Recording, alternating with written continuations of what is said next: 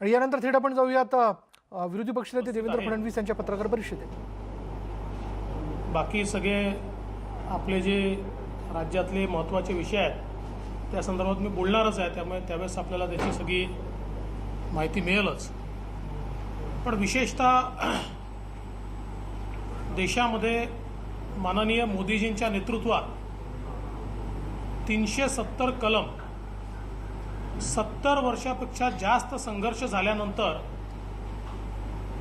रद्द करण्यात आला. जम्मू काश्मीर लडाख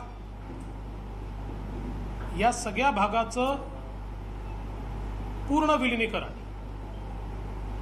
कुठलंही स्पेशल स्टेटस न ठेवता भारताच्या मेनस्ट्रीममध्ये मुख्यधारेमध्ये त्यांना आणण्याच्या संदर्भात जी कारवाई भारताला अनेक वर्ष अपेक्षित होती ती कारवाई पूर्ण करण्यात आली आणि अत्यंत यशस्वीपणे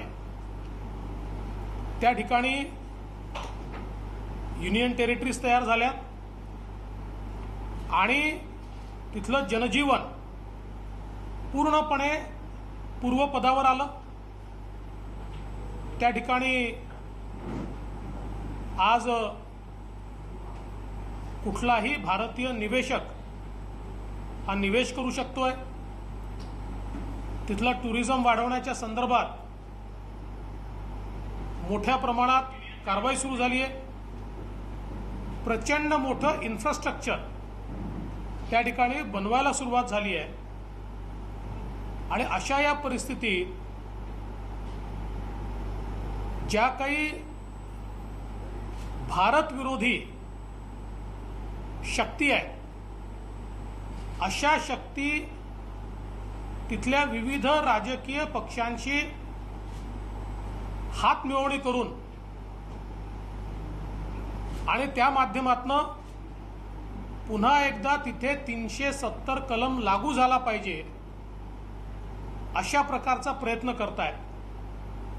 आपल्या सगळ्यांना माहिती आहे की people's alliance for Gupkar declaration या नावाने एक तिथे अनेक पक्षांचं एकत्रीकरण झालं आहे. त्यामध्ये PDP आहे, नॅशनल कॉन्फरन्स आहे, पीपल कॉन्फरन्स आहे, CPM आहे, पीपल्स युनायटेड फ्रंट आहे, पॅन्थर्स पार्टी आहे, अवामी नॅशनल कॉन्फरन्स आहे. आणि सर्वात आश्चर्याची गोष्ट की या गुपकर अलायन्समध्ये काँग्रेस देखील सम्मिलित झाली आहे. आता आमचा सरळ सवाल काँग्रेसला आहे की तुम्ही या अलायन्समध्ये सामील झालेत म्हणजे यांचा अजेंडा हा तुम्हाला मान्य आहे का? कारण नॅशनल कॉन्फरन्सचे नेते फारुख अब्दुल्ला यांचा अजेंडा काय? चीनच्या मदतीने 370 कलम आम्ही पुन्हा लागू करू. चीनच्या मदतीने. मला तर आश्चर्य वाटतं की या देशामध्ये राहणारा देशाचा नागरिक असलेला आणि एक अतिशय सिनियर नेते म्हणून ज्यांच्याकडे बघितलं जातं असे व्यक्ती चीनच्या मदतीने 370 कलम लागू करायला पाहिजे असं या देशात बोलू शकतात. यापेक्षा प्रचंड आश्चर्य आणि संतापजनक दुसरं काहीच असू शकत नाही. आणि एकीकडे ते या अलायन्सचे पार्ट आहेत आणि दुसरीकडे महबूबा मुफ्ती की ज्या म्हणतात काश्मीरचा झेंडा बहाल झाला नाही तर आम्ही राष्ट्रीय झेंडा त्या ठिकाणी लावू देणार नाही, राष्ट्रीय झेंड्याची मोडतोड करू.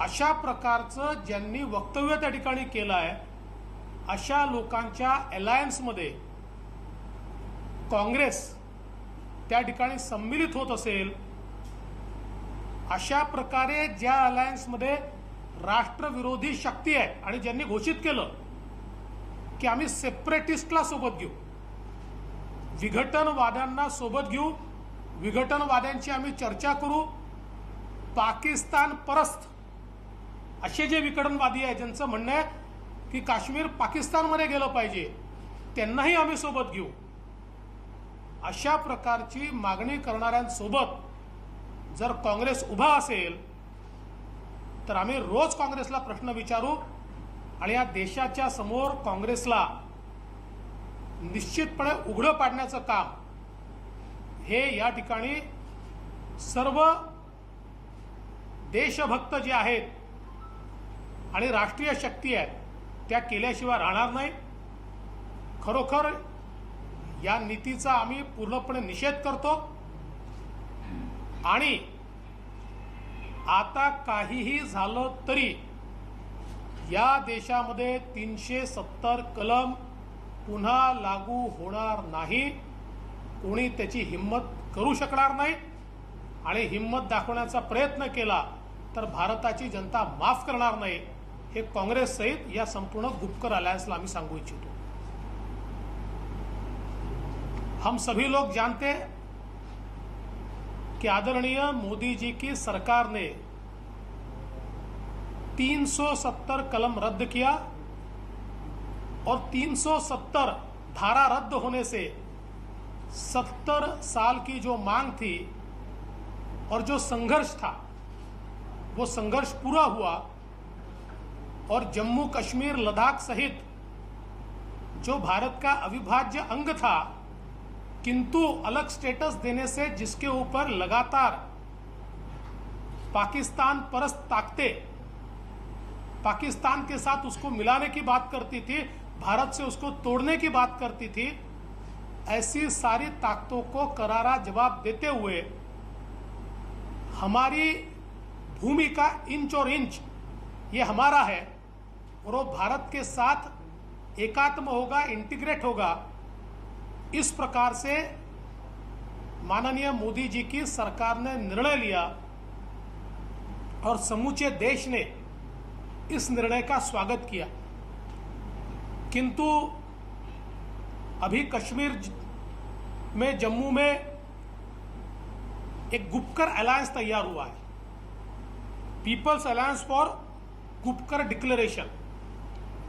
और इस people alliance for Gupkar declaration में पीडीपी है, नेशनल कॉन्फ्रेंस है, पीपल्स कॉन्फ्रेंस है, CPM, people's united front, panthers party, Awami national conference और इसके साथ साथ इसमें कांग्रेस भी सम्मिलित हुई है। हम कांग्रेस को सवाल पूछना चाहते हैं कि गुपकर अलायंस के एजेंडा को उनका समर्थन है क्या? क्या एजेंडा है गुपकर अलायंस का? इसमें नेशनल कॉन्फ्रेंस के नेता श्री फारूक अब्दुल्ला जी, इन्होंने बहुत स्पष्ट शब्दों में ये कहा कि हम चीन की मदद लेकर 370 धारा को बहाल करेंगे। इस देश के अंदर इतने बड़े नेता चीन की मदद से हमारे जम्मू कश्मीर को 370 धारा के अधीन करने की बात करते हैं, इससे और दूसरी कोई बुरी बात हो ही नहीं सकती, गलत बात हो ही नहीं सकती। और इसकी जितनी भर्त्सना की जाए उतनी कम है। लेकिन ऐसे फारूक अब्दुल्ला जी जिस गुपकर के अभिभावक है, जिस गुपकर के नेता है, उसके साथ कांग्रेस ने हाथ मिलाया है। साथ साथ महबूबा मुफ्ती, जिन्होंने स्पष्ट रूप से कहा कि अगर कश्मीर का झंडा बहाल नहीं हुआ तो भारत का तिरंगा कश्मीर में फहराने नहीं देंगे, उस तिरंगे की इज्जत नहीं होगी, उस तिरंगे को फहरने नहीं दिया जाएगा, उसकी टूट होगी। इस प्रकार से भारत के तिरंगे का अपमान करने वाली महबूबा मुफ्ती जी, इनके साथ कांग्रेस जम्मू कश्मीर में अलायंस कर रहा है। और इस अलायंस ने और क्या एजेंडा किया है? तो पाकिस्तान परस्त ताकतों के साथ मिलकर हम लोग कश्मीर की लड़ाई लड़ेंगे। जो लोग सेपरेटिस्ट है, विघटनवादी है, ऐसे लोगों को साथ में लेकर हम कश्मीर की लड़ाई लड़ेंगे। इस प्रकार का जिनका एजेंडा है, उनके साथ अगर कांग्रेस जाता है, देश विघातक तत्वों के साथ, विभाजनकारी तत्वों के साथ अगर कांग्रेस अलायंस करता है तो मुझे लगता है कि इसका जवाब देश को, कांग्रेस को देना होगा। और हम रोज सवाल करेंगे कांग्रेस को कि इस प्रकार से इस देश के अंदर विभाजनकारी ताकतों के साथ आप किस प्रकार से अलायंस कर सकते हो। और सबसे बड़ी बात, ये सारे लोगों का एक ही एजेंडा है, 370 की बहाली। मैं उनको बहुत स्पष्ट शब्दों में बता देना चाहता हूं, दुनिया की कोई ताकत 370 की बहाली नहीं कर सकती, और किसी ने प्रयास भी किया तो भारत की जनता कभी भी 370 की बहाली नहीं करने देगी। हम इसका विरोध करेंगे। कांग्रेस का नकाब उतर चुका है, कांग्रेस का असली चेहरा ये सामने आ चुका है।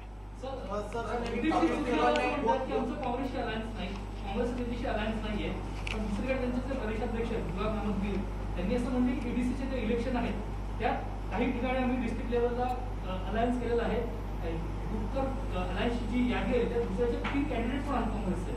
नाही, काँग्रेसने ओपन अलायन्स त्यांच्याशी केला आहे लोकल बॉडीच्या इलेक्शनमध्ये, आणि सगळीकडे एका झेंड्याखाली ते निवडणूक लढतात। लेकिन कपिल सिब्बल का कहना है कि अभी बीजेपी कह रही है कि कांग्रेस ने पीडीपी के साथ हाथ मिलाया, लेकिन जब सरकार बनाई थी बीजेपी ने पीडीपी के साथ, तब बीजेपी को ये सब बातें याद नहीं थी। जब बीजेपी और पीडीपी का अलायंस हुआ था उस समय एक स्ट्रैटेजिक अलायंस हमने किया था, क्योंकि पाकिस्तान ये कहता था कि भारत में डेमोक्रेटिक प्रोसेस नहीं हो पाएगी। कश्मीर में डेमोक्रेटिक प्रोसेस को पूरा करने के लिए उस समय की वो आवश्यकता थी। जिस समय आवश्यकता खत्म हुई, हमने सत्ता छोड़ दी। हमने पीडीपी को नहीं छोड़ा, हमने सत्ता को छोड़ दिया। और सबसे बड़ी बात, जब तक हमारे साथ पीडीपी थी, उनकी ये हिम्मत नहीं थी कि वो भारत के तिरंगे का अपमान कर दे। अब जब वो भारत के तिरंगे का अपमान कर रहे हैं, ऐसे समय कांग्रेस उनके साथ जा रही है। कपिल सिब्बल जी इसका जवाब दें। मुद्दा आहे की ठाम हे झालं ठामपणे कायदा पुन्हा लागू होऊ शकत नाही, त्या ठाम विश्वास असताना जर काँग्रेस अशा काही अटक करत असेल तर त्याचा धोका का निर्माण होतो? याचं कारण आहे की तुम्ही जर म्हणाल आम्ही चीनला आणू, आम्ही पाकिस्तानशी चर्चा करू किंवा पाकिस्तानवादी शक्तींशी चर्चा करू, यातनं जी डेमोक्रेटिक प्रोसेस त्या ठिकाणी सुरू झाली आहे ती डेमोक्रेटिक प्रोसेस देखील धोक्यामध्ये येते। आणि दुसरं, भारत विरोधी शक्ती, मग ती चीन असेल किंवा पाकिस्तान असेल, यांना त्यांचे प्रवक्ते भारतात मिळतात, हे त्यांचे प्रवक्ते आहेत। त्यामुळे भारतामध्ये जर त्यांना प्रवक्ते मिळत असतील तर भारत अस्थिर करण्याकरता त्यांचे सैनिक पाठवण्याची गरज काय आहे? हेच काफी आहे। तर राज्यातलं वीज बिलाचा अत्यंत ज्वलंत प्रश्न आहे। कुठेतरी एसटी महामंडळाला मदत होते, जे शिवसेनेचे मंत्री आहेत त्यांनी काँग्रेसच्या मंत्र्यांना इथे मदत होत नाही असा दुजाभाव केला जातोय, काय म्हणणं? मी आता हा शेवटचं उत्तर देतो, याचं कारण बाकी तिकडे बोलायचं आहे मला। नाही, खरं म्हणजे एक प्रकारे या सरकारने जनतेचा विश्वासघात केला आहे। कारण मला तो दिवस आठवतो की कॅबिनेट झाली आणि कॅबिनेट नंतर यांच्या नेत्यांनी येऊन घोषित केलं की आम्ही वीज बिलात सूट देतोय, आम्ही कॅबिनेटमध्ये निर्णय केला आहे, आणि स्वतःची पाठ थोपटून घेतली। खूप आपल्या नावाने त्या ठिकाणी होर्डिंग्स लावून घेतले, आणि आता ते सांगतात की आमच्याकडे पैसे नाहीत, आम्ही ते देऊ शकत नाही। खरं म्हणजे हा जनतेचा पूर्णपणे विश्वासघात आहे। एक तर प्रचंड प्रमाणात बिलं आलेली आहेत, आम्ही त्या बिलांची यादी आपल्यासमोर ठेवली की गरीबातल्या गरीब माणसाला देखील, म्हणजे त्यांनी सगळ्या गोष्टी 24 तास वापरल्या तरी त्याला 5 वर्ष जेवढं बिल येऊ शकत नाही तेवढं बिल त्याला 3 महिन्याचं आलेलं आहे। आपल्या लक्षात असेल की मागच्या काळात किरीट सोमय्यांनी, त्यानंतर आशिष शेलारांनी हे सगळे बिलं जमा केले आणि पूर्ण राज्यभरातले बिलं आम्ही जमा केले आणि सांगितलं की हा खोटेपणा आहे, काहीतरी या ठिकाणी बदमाशी झालेली आहे। कोणाचेही बिलं सुधारले नाहीत, थेट तेच बिलं पुन्हा पाठवले, कुठलीही सवलत दिली नाही। आणि माझं अगदी स्पष्ट मत आहे की देशातल्या, आणि मी अगदी या ठिकाणी जबाबदारीने सांगतो की देशामध्ये ज्या डिस्ट्रीब्युशन युटिलिटीज आहेत त्या डिस्ट्रीब्युशन युटिलिटीजमध्ये सगळ्यात मजबूत युटिलिटी डिस्ट्रीब्युशनची ज्या पहिल्या 2-3 असतील त्यात महाराष्ट्राची डिस्ट्रीब्युशन युटिलिटी आहे। त्यामुळे 1,500-2 हजार कोटी रुपयाचा फटका समजा पडला तरी फार काही त्याच्यावर परिणाम होईल असं नाही आहे। कर्ज घेता येऊ शकतं, केंद्र सरकार कर्ज द्यायला तयार होतं, ते देखील आपण घेतलं नाही. बॅलन्स शीटच्या बाहेर जाऊन तयार होतं, तरी देखील आपण घेतलं नाही. आणि आता या ठिकाणी ही जी घोषणा झाली आहे, खरं म्हणजे तुम्ही सांगता ते बरोबर आहे. एस टी महामंडळाला पैसा मिळाला, चांगली गोष्ट आहे, आनंद आहे. तसा पैसा राज्य सरकार हे वीज मंडळाला देखील देऊ शकतं. यांची देण्याची नियत नाही आहे. हे विश्वासघातकी आहेत, लोकांना खोटं सांगतात, खोटं बोलतात. गेल्या कोरोनाच्या काळापासनं एकही सवलत, म्हणजे तुम्ही कुठलंही राज्य सरकार बघा, प्रत्येक राज्य सरकारने कोरोना काळात सवलत दिली आहे. हे एकमेव राज्य सरकार आहे की जिने कुठली सवलत दिलेली नाही. 50,000 कोटी जे तुमच्या वेळेसच कलेक्शन झाले नाही, त्यामुळे एवढी मोठी थकवाकी दिसते. मला असं वाटतं की नितीन राऊत एकतर अभ्यास करत नाही आहेत, किंवा नितीन राऊतांना चुकीची माहिती दिली जाते, किंवा आता आपलं तोंड लपवायची वेळ आल्यामुळे ते चुकीची आकडेवारी सांगतायत. खरं म्हणजे आमचे ऊर्जा मंत्री चंद्रशेखर बावनकुळे यांच्या काळामध्ये स्टेट युटिलिटी जेवढी मजबूत झाली त्याच्या आधी त्याची परिस्थिती काय होती आणि बावनकुळेंच्या काळात ती काय होती याची आकडेवारीच बावनकुळेंनी प्रसिद्ध केलेली आहे. त्यामुळे आपलं अपयश लपवण्याकरता कधी केंद्राकडे बोट दाखवायचं, कधी गेल्या सरकारकडे. तुमच्यात ताकद असेल, शक्ती असेल तर घोषणा करा, नाही तर घोषणा करू नका.